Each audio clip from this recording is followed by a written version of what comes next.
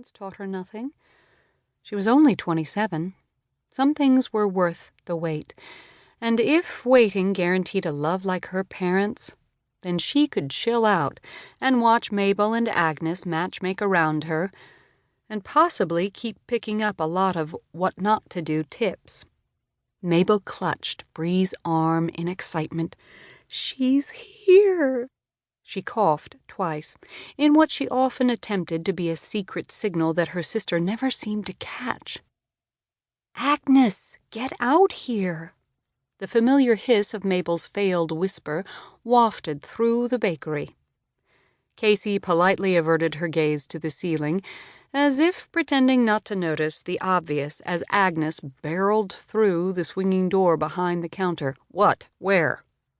Agnes's voice, 3 times deeper than her sister's, barked in confusion. She caught sight of Casey, adjusted her wire-rimmed glasses, and patted her no-nonsense brown and gray speckled hair, as if it had somehow dared move out of place. It wouldn't dare. No one crossed Agnes. The 2 elderly sisters were opposites, to say the least.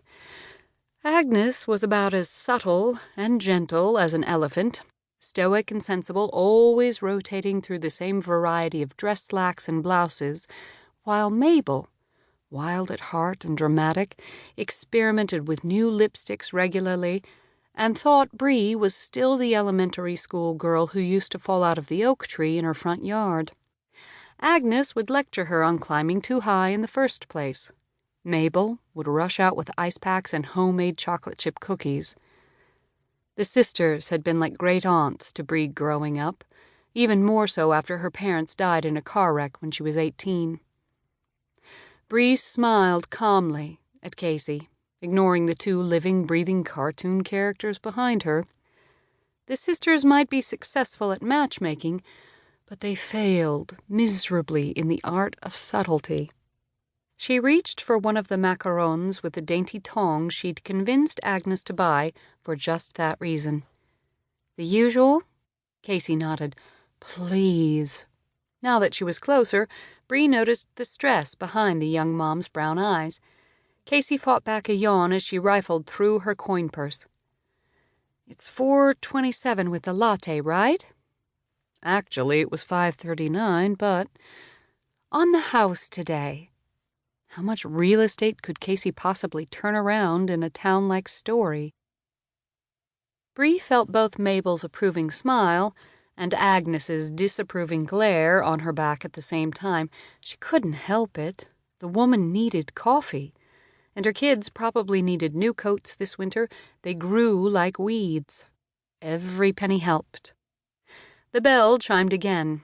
An extra bunch of leaves skittered across the floor, one making its way to Casey's feet. She looked down slowly, then turned. Nathan approached in his standard department-issued black polo and utility pants. He offered a quick nod to all the ladies, then did a double-take at Mabel and Agnes beaming at him. His easy smile faded into the all-too-familiar deer-in-the-headlights look Bri had witnessed many times from her side of the counter. Poor guy. The elderly sisters shouted in unison, "Congratulations!" Nathan blinked twice, one hand frozen in place halfway to his wallet. "Huh?" Mabel nudged Agnes, who shook her head.